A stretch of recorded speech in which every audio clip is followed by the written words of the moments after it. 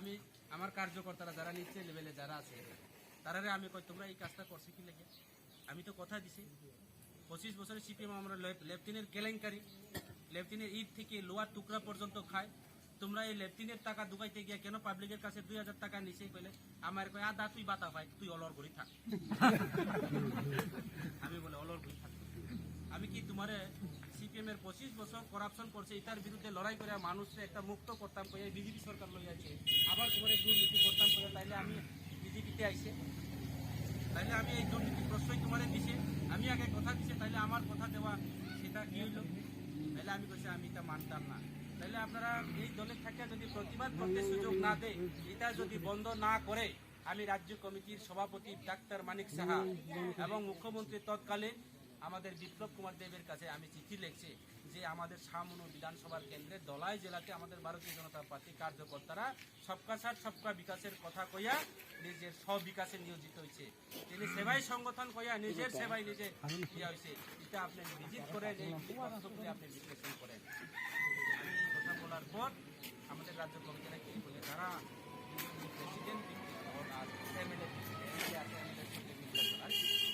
MLA দুর্নীতি করছে, এমএলএর সঙ্গে কেমনি নাই, এই কারণে আমি মহারাজার নেতৃত্বে এই বিক্রম উঠাতে অংশগ্রহণ করছি। আমি এখন মুক্ত হয়েছে, কেননা আমি প্রতিবাদ করতে চাই। আমাকে মহারাজা কথা দিয়েছে আপনি প্রতিবাদ করুন, অন্যায় প্রতিবাদ করুন। আমাদের সামনে বিধানসভার কেন্দ্রে আম জনতা যারা আছে, হোক বাঙালি, পাহাড়ি, চাকমা, ত্রিপুরা, তাদেরকে আপনি রক্ষা করতে হবে, আপনি এই দায়িত্ব নিয়ে কাজ করুন, মহারাজা আপনার পিছিয়ে আছে। আমাকে এই কথা দিয়েছে, হলিউড ব্যক্ত আছে তার সামনে আমারই কইছে।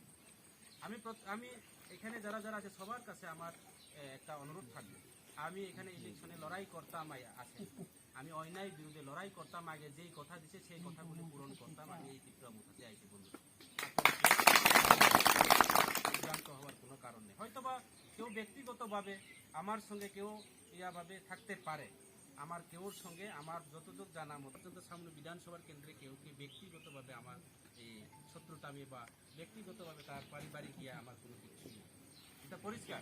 যার কারণে আমি আপনারা যারা যারা এখানে আইছেন, আমি জানি আমরা গত কিছুদিন আগেও যে সামনো বিধানসভার কেন্দ্রে যেই বিধানসভা মানিকপুরের মধ্যে আমরা প্রচুর বিশাল আকারে আপনারা নিশ্চয়ই গেছেন আর জয়েন দিয়েছি, আজ ত্রিপুরা মুঠাতে আইসি, আরো আগামী দিনে আসবে। আমি এখন গ্রামে যেতে পারিনি, প্রত্যেক গ্রামে কই আমার ফোন করে দাদা আপনি আইয়েন, আমার তো কেউ সার ডাকে না আমার এলাকাতে, কেউ দাদা কেউ ছোট ভাই ডাকে। আসলে আমি সার ডাকে আমার বিরক্ত হয়, কি জানি আমার মনটা মানে না, হ্যাঁ আমার সবাই ভাই ডাকে, ছোট ভাই ডাকে।